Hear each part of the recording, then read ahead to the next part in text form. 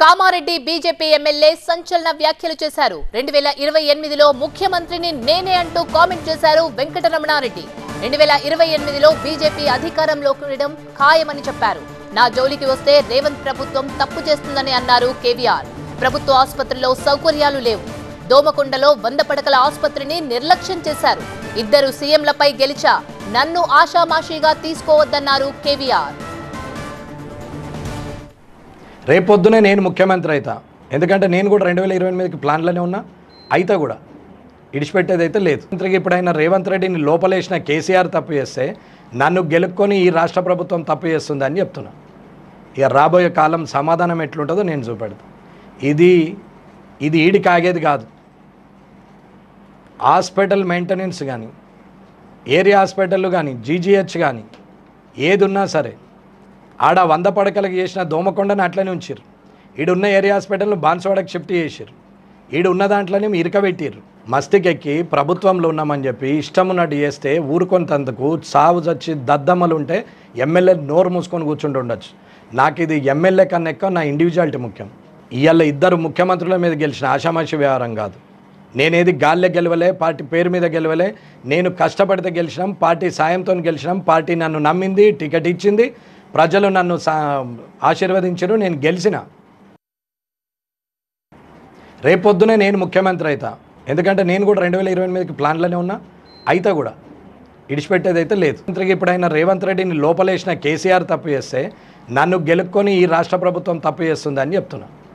ఇక రాబోయే కాలం సమాధానం ఎట్లుంటుందో నేను చూపెడతా. ఇది ఈడికి ఆగేది కాదు.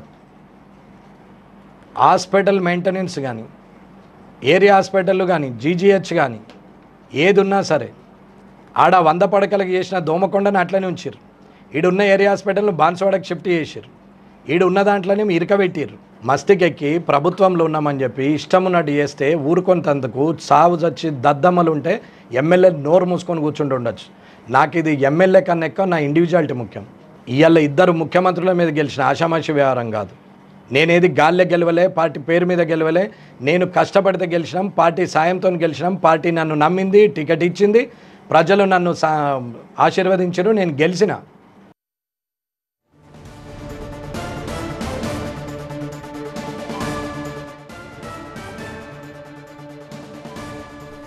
కామారెడ్డి ప్రభుత్వ అధికారులకు కేవీఆర్ వార్నింగ్ ఇచ్చారు. అధికారులు నిజాయితీగా ఉంటే కాళ్లు మొక్కుతా, అధికారులు అవినీతికి పాల్పడితే రోడ్డుపైనే నిలదీస్తా అన్నారు కేవీఆర్. ధైర్యం, నిజాయితీ ఉన్న అధికారులే కామారెడ్డిలో పనిచేయాలి. రాబోయే 57 నెలలు యుద్ధమే అన్నారు వెంకటరమణారెడ్డి.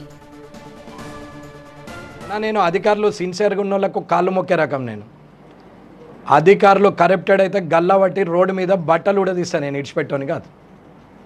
ఇక ఈడికెళ్ళి 57 నెలలు యుద్ధమే.